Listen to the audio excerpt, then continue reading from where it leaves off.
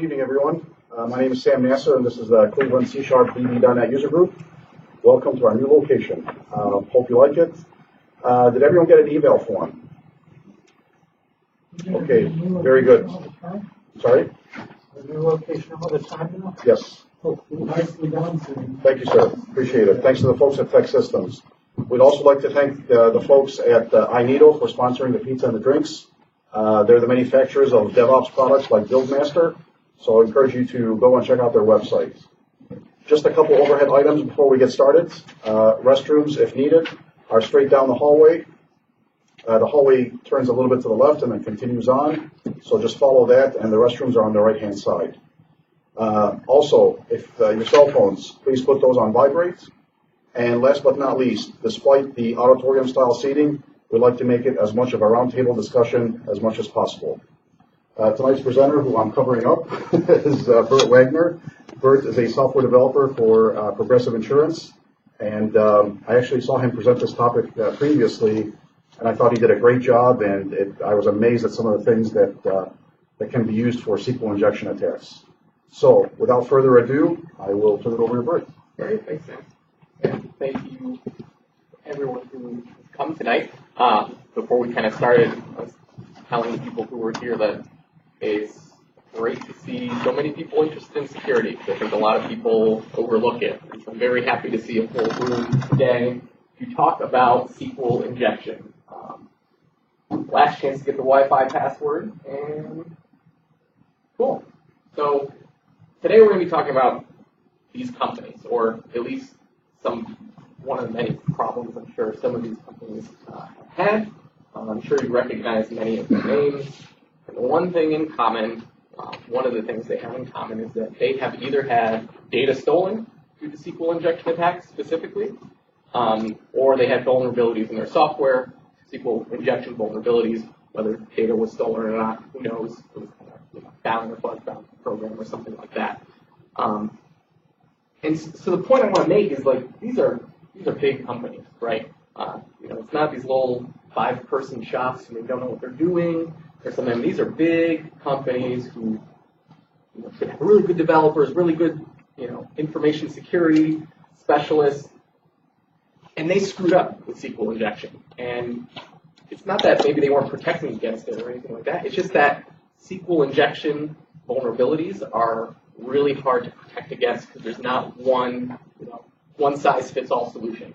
And so if there's any takeaway from today that you can go back home, go back to work with, is that all the demos we're going to look at today are a multi-step process. I wish I could tell you just install this, this plugin or this library or whatever, and all your problems will be gone. But if that was the case, I probably wouldn't be talking about this up here tonight. So a few disclaimers before we start. We're going to look at, these demos are considered, hacking. So try them at home, right? The best place to try these out are on your own system. Run them at home. Don't run them specifically at your work. The last thing you want is someone from IT security coming to your desk and saying, why were you trying to break into our databases, right? Even if you were just playing with demos. And more importantly, or as importantly, I guess, don't do this on other people's systems either. A lot of these examples that we'll look at today deal with websites, web injection, SQL injection vulnerabilities. And you saw in that first slide, there's a lot of web companies there.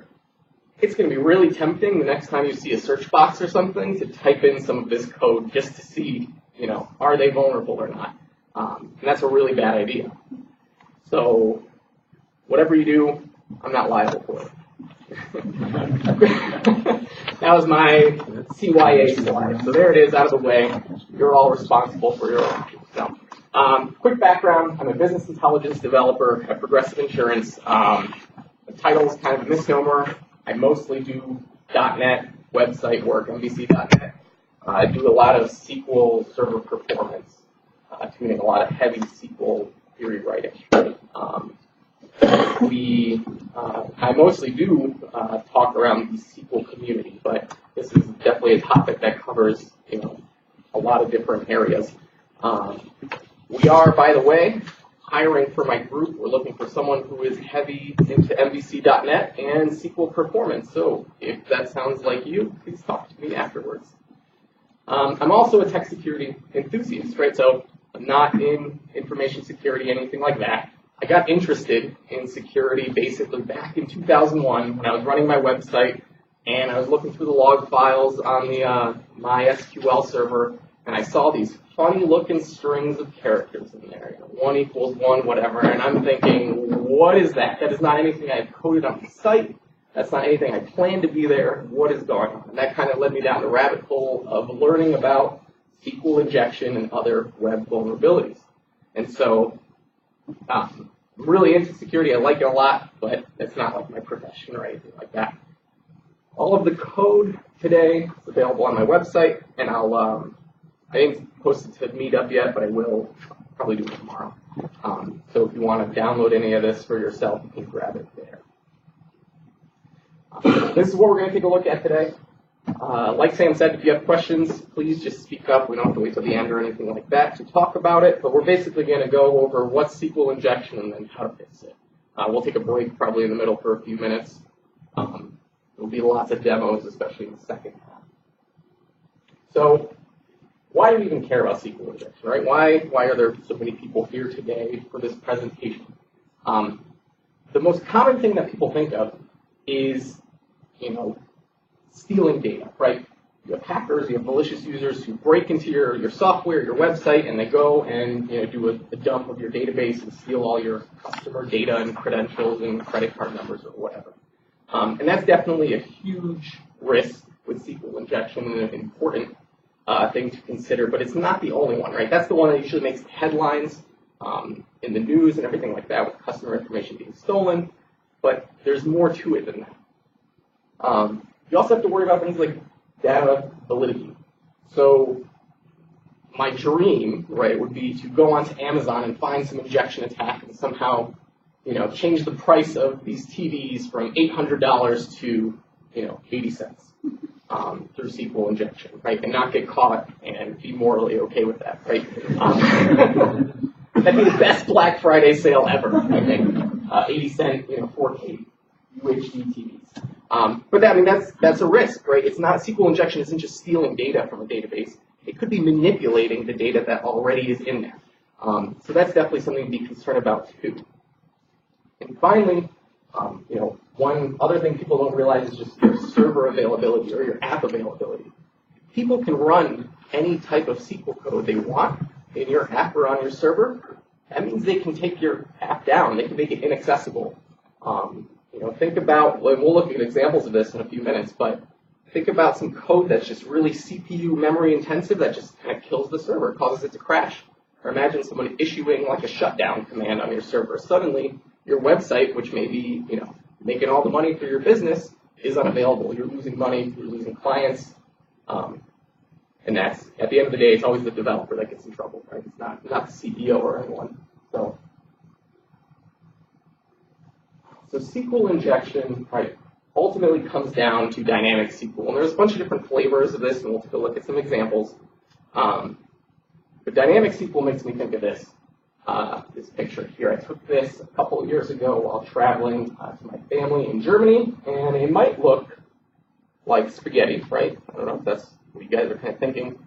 Anyone want to take a guess at what it actually is? Ice cream? Yes. Is that popular in Turkey too? Spaghetti ice cream? This is something new to me. This is spaghetti. And when I see spaghetti ice cream, right? This is vanilla ice cream with some raspberry topping or whatever, and who knows? I look at this and I think, just because you could do this, you shouldn't do it, right? I don't know. It's a big thing. My family was like, this is very popular in Bavaria. It's all over the place. I don't know if anyone else has ever had it. It's weird to me. But that's what I think. Just because you can do it doesn't mean you should. And that's what a lot of professionals maybe think of when it comes to dynamic SQL. Just because you're able to do it, right, doesn't mean you really should be doing it. But there's a few use cases where your only option is to use dynamic SQL, right? So, first of all, the main reason I think a lot of people use dynamic SQL is that you can't parameterize everything. In SQL Server and basically all other relational databases, you you can't pass in parameters for table names, or you can't pass in parameters for your order by statements. So what do you end up doing? So you end up concatenating some strings together to kind of build those SQL statements yourself. And just FYI, right, these examples we're going to look at today, it's all MVC.NET and SQL Server, but it applies to any database language where you are able to execute a string as a query. They're all vulnerable to SQL injection. But sometimes you do need to parameterize those things like table names. Additionally, you might need to write adaptable queries, right? You might want to build queries based on if-else statements, or you might want to build queries that are very flexible, and the only way to do that is with dynamic SQL. And finally, just pure performance. If you ever have to deal with very complicated data, large data sets, sometimes the only way to write a high-performance query is with dynamic SQL. There's no way around it.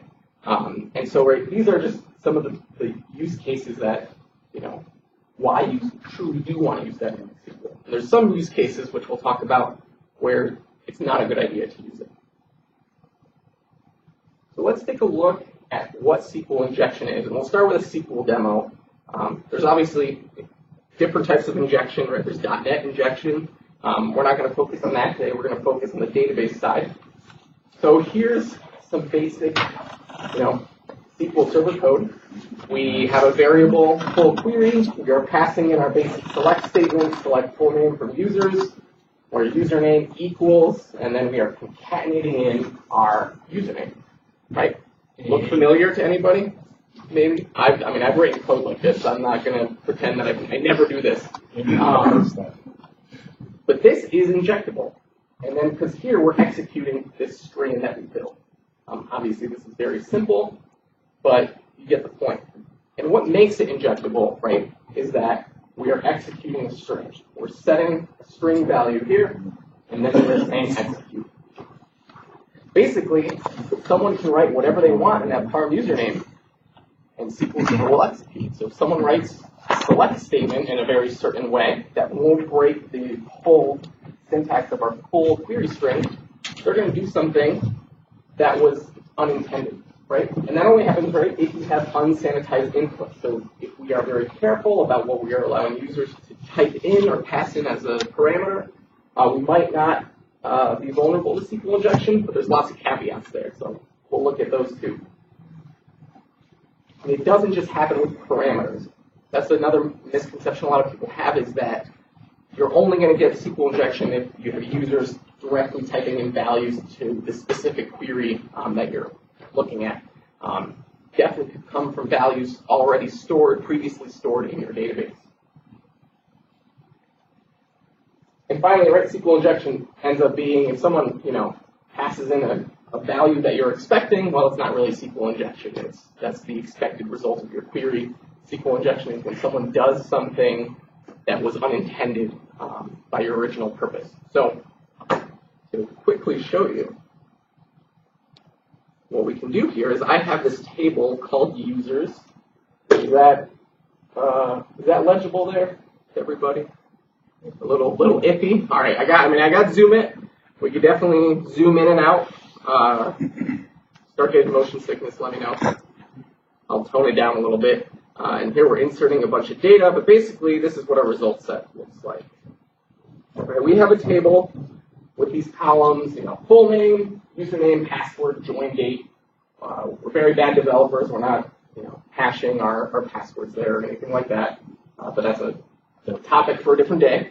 You can see, just based on the usernames and the full names, Toucan Sam, Crackle, Tony, Snacks the Frog, was eating breakfast while building this demo.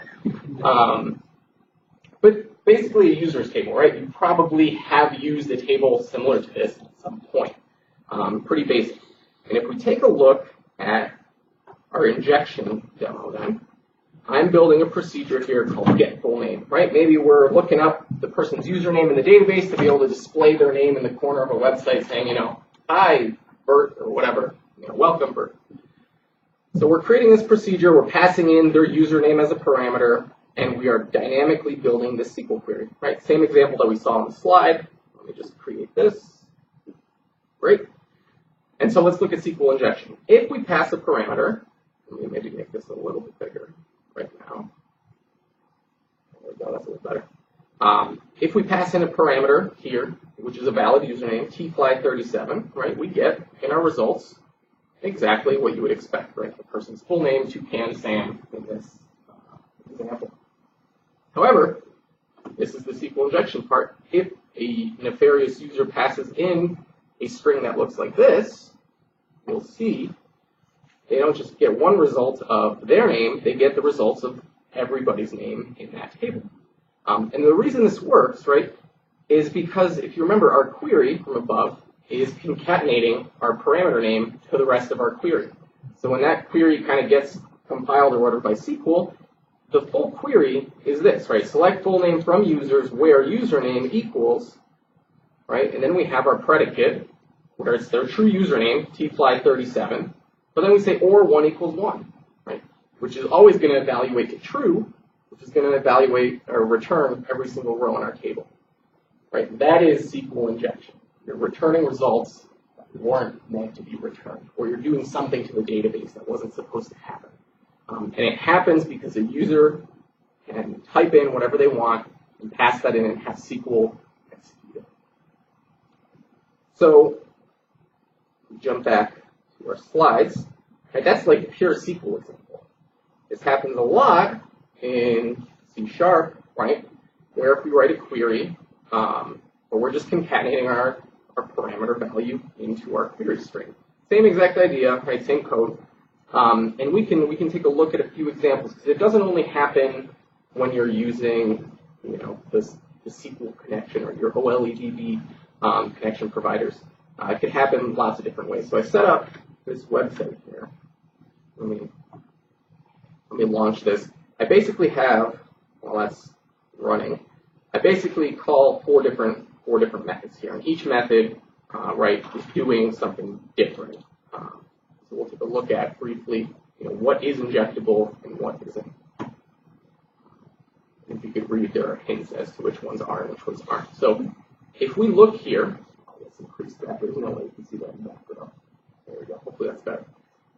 I have a user search where I'm searching all my users in my database, right? If I search for something like E, I automatically add wildcards behind the scenes. It's going to return the users that have an E in their username.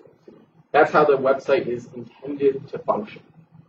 Now, if I instead pass an injectable query in, like this one here, you can see I'm adding a apostrophe, and I'm saying union all, and then select usernames and passwords from my table. If we run that, just on the default method, right, there we go. You can see down here, right, we have not only our usernames in the top half, but in the bottom, we just wrote our own query and returned those results from the database. And truly shame on us here because all our passwords are just in plain text. If the SQL injection didn't sting enough, you know, that's one more bad thing there. You know, so let's look at the code that's running behind these four methods, right? So I have a SQL query method, a contains method with NET framework, and then we have some SQL commands. So if we look at the actual code, so for that first method, basically the example we were looking at before, we're just passing in that search parameter directly into our query string. Even though we're using our database context here and calling SQL query, you know, it doesn't protect us from it. We're vulnerable if we're doing that. Method 2, right, is using NET framework. So if we use the contains method here, we're actually safe. And just to prove that to you, right, if I type that in and we choose that contains method as our query, nothing gets returned. Because when we use contains, we're not dynamic, we're not building a string and then executing it. We're passing in that full union all select username. It's looking for that value in the database, and it doesn't exist as a username, so we're safe.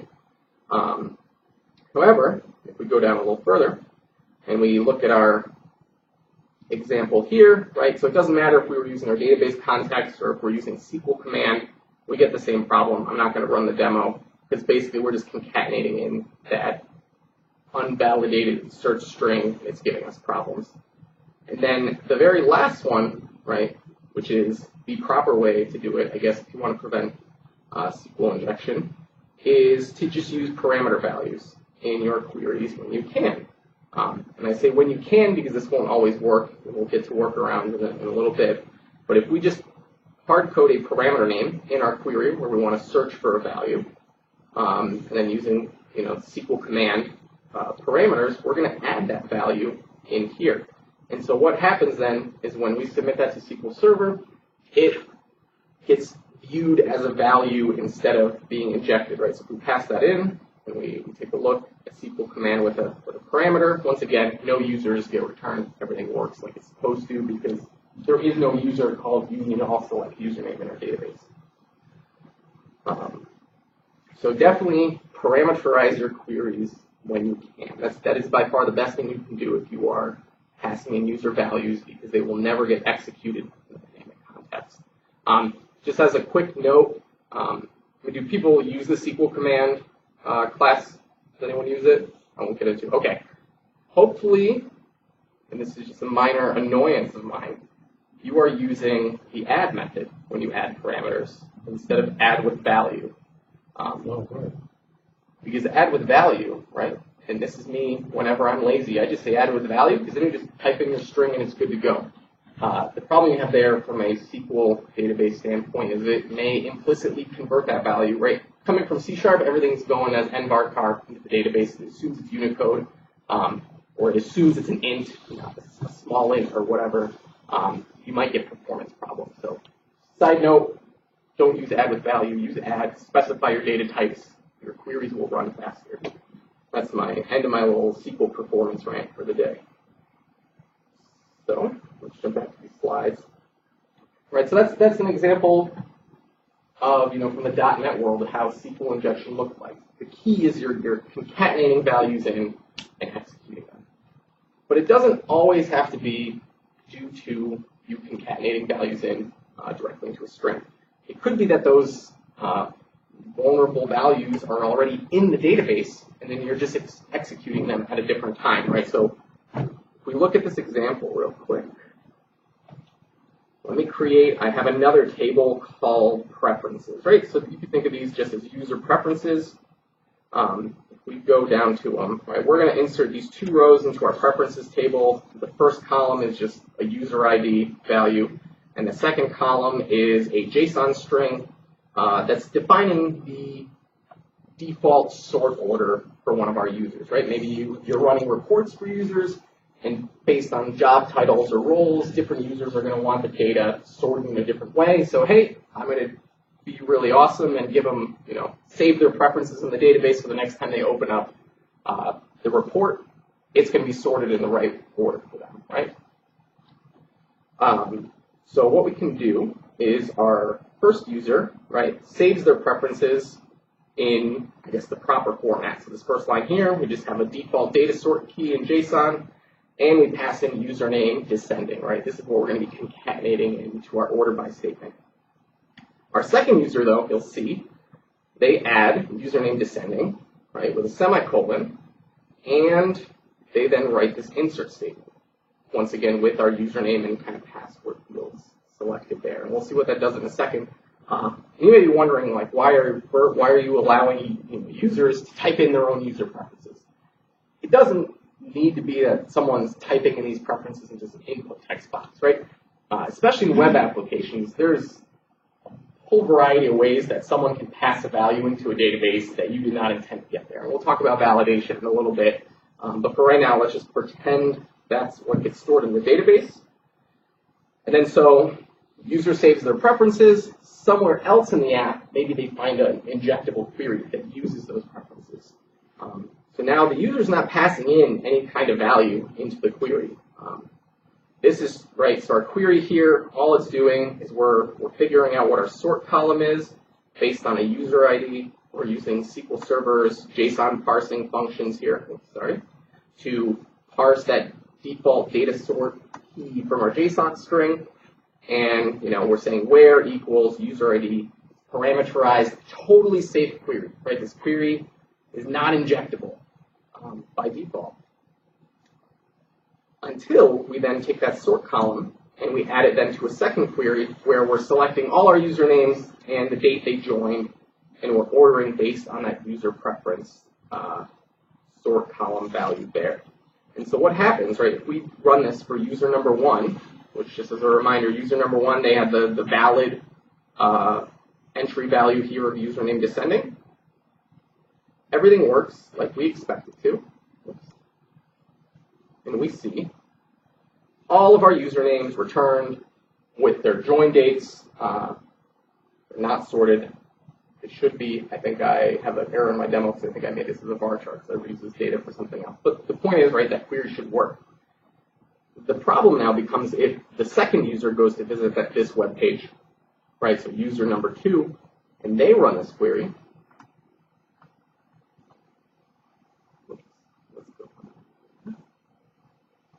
Oh, right, so nothing comes back, right, because in this type of example,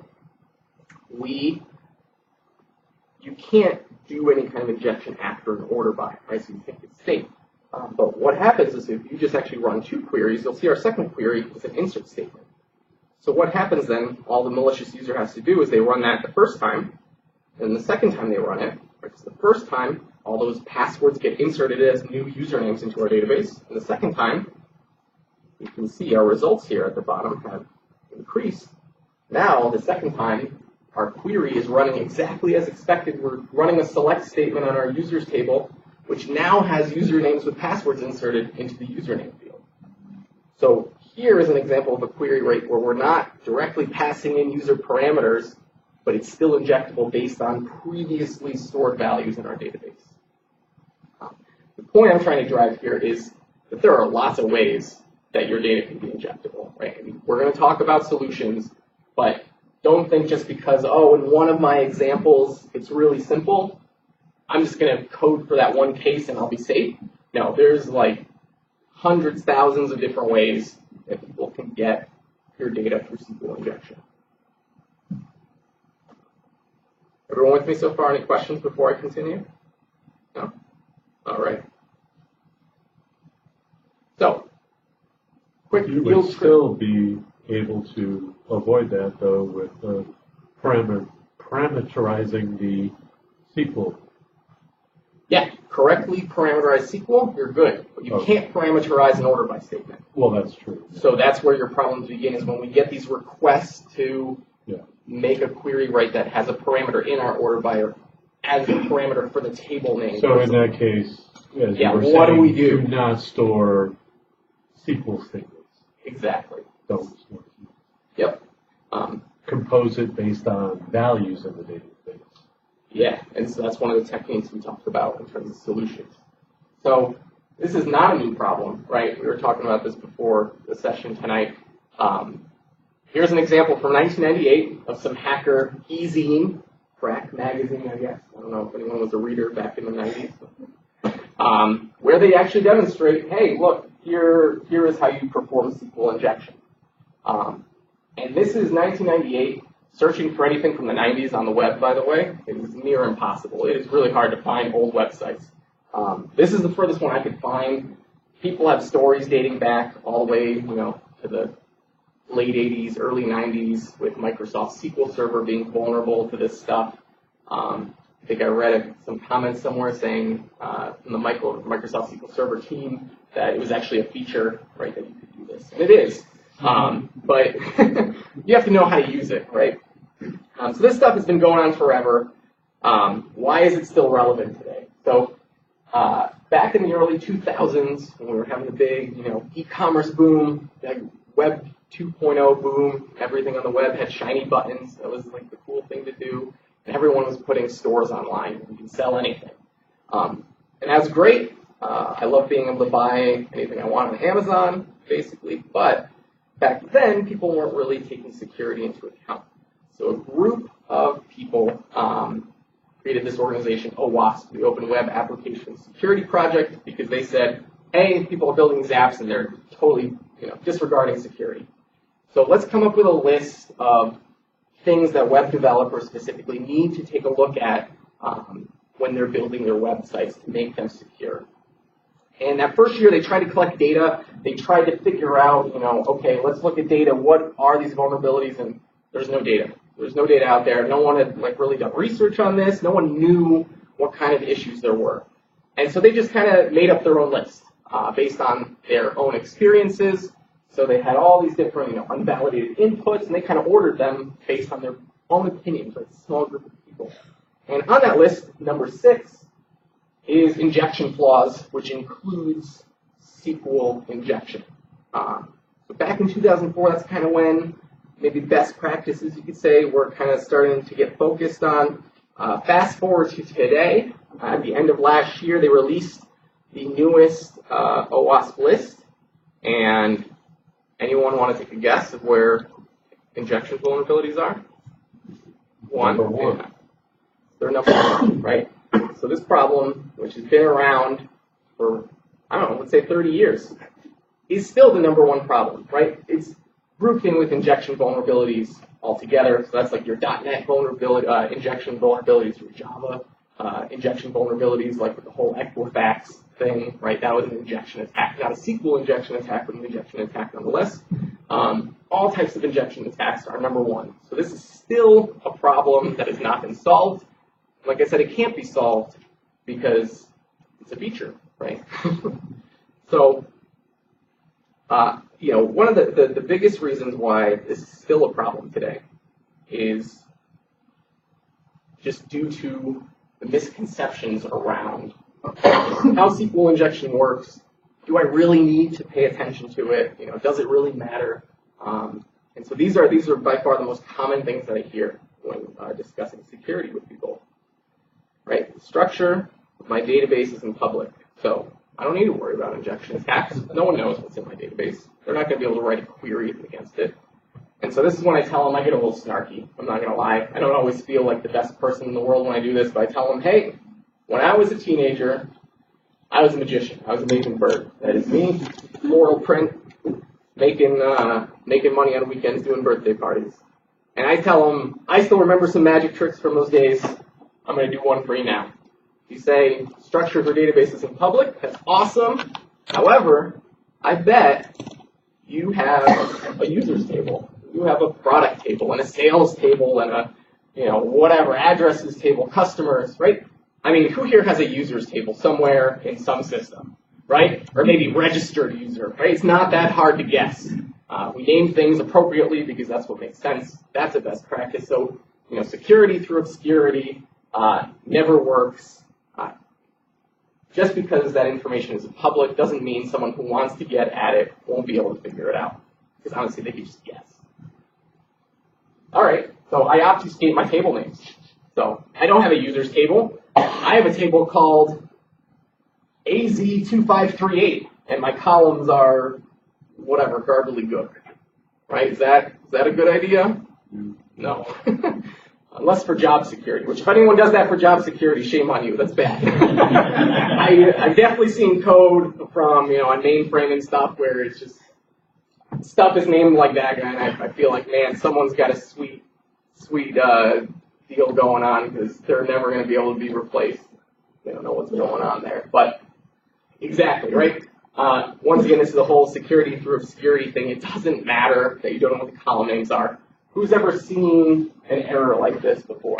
Look familiar? It's code dump? Yeah.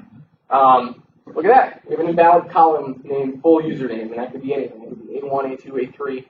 An attacker who's trying to get at your data has different techniques to trigger a overflow dump like that into your website, assuming, right, that you're showing that data publicly on your public website. But I'm sure you've never seen an error message like that on the actual web, right?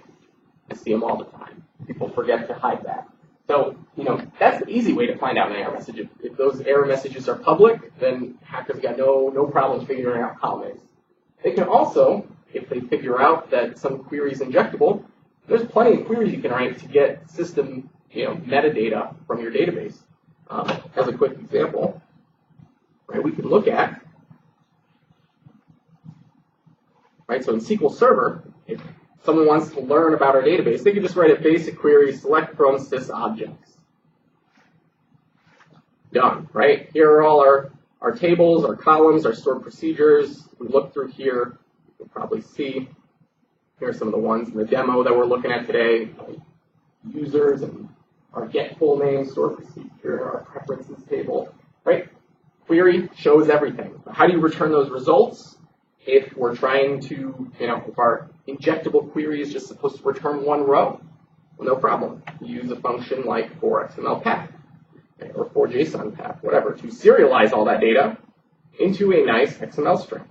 Isn't it great that databases allow you to do that? It's awesome. Right, so there's all our tables. If we look through here somewhere, we would find the data we need, all the information about our columns, our tables.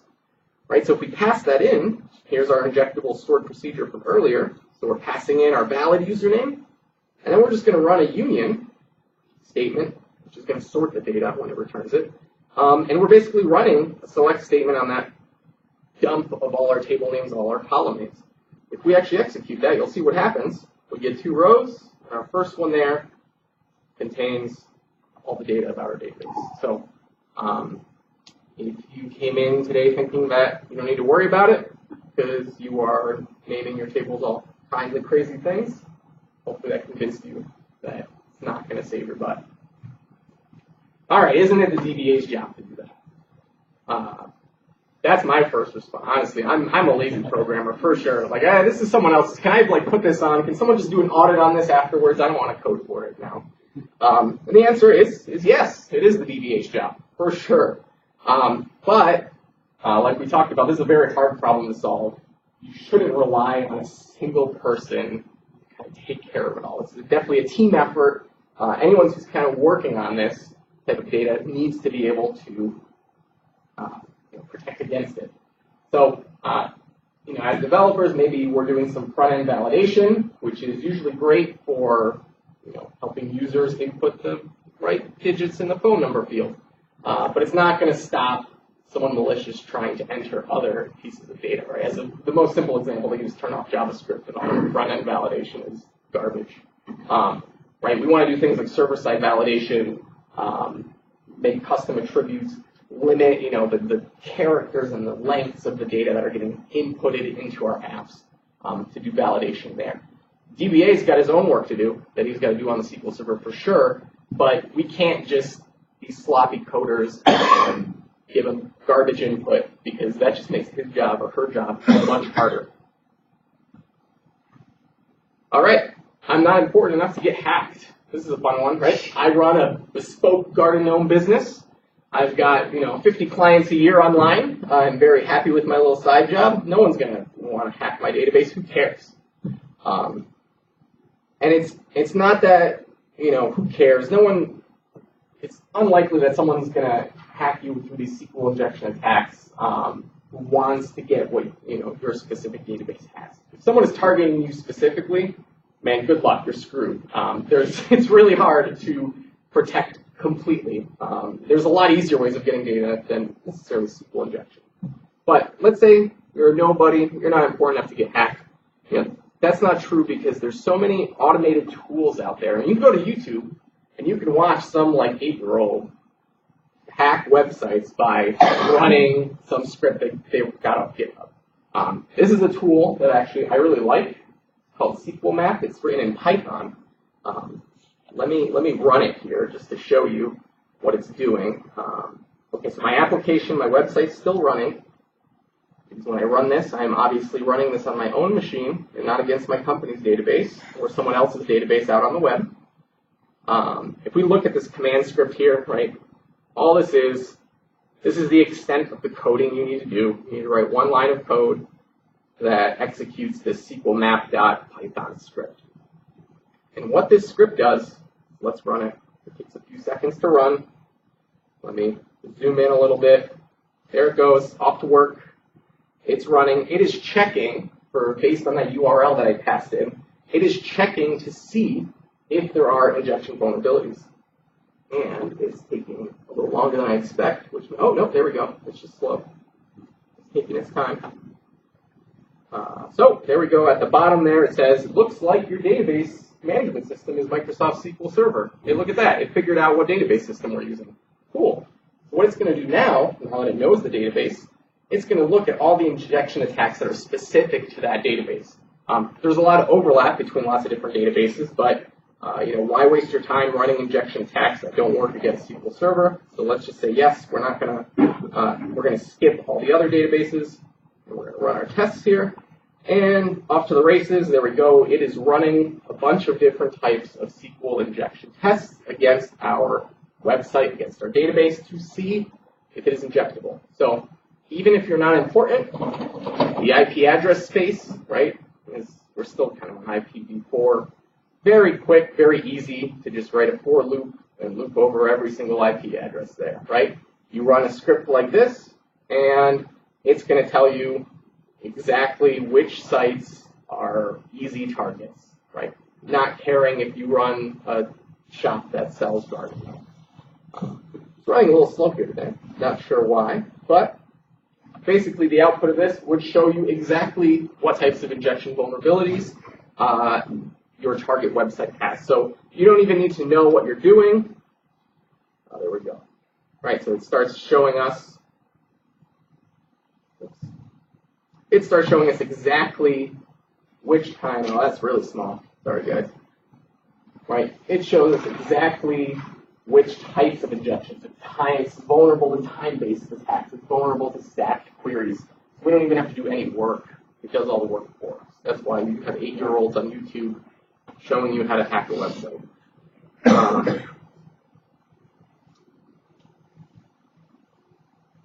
And finally, I use an ORM to code my SQL queries, right? So I'm not vulnerable. Anyone use ORMs? Entity Framework or Dapper or whatever? Yeah, right? They're great. I love them. Very convenient. However, they're still vulnerable to SQL injection. We looked at an example before. If you end up needing to parameterize something that you can't parameterize normally in SQL, like a table name or an order by statement, you're going to have to do something funny, like concatenate values into a string to get it to work. And that opens you up to SQL injection.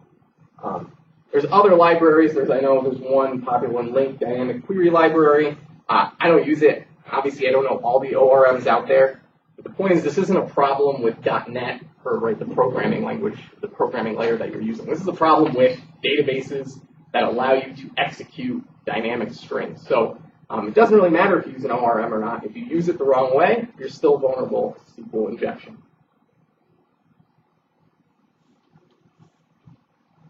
All right, so for the rest of this session, we're going to look at ways to protect against SQL injection. Got a lot of demos, but I think maybe is this a good time to just take a quick break? And then, all right, what do you think, 10 minutes? Sure, let's take a 10-minute break, and then we'll dive into all the demos after the break.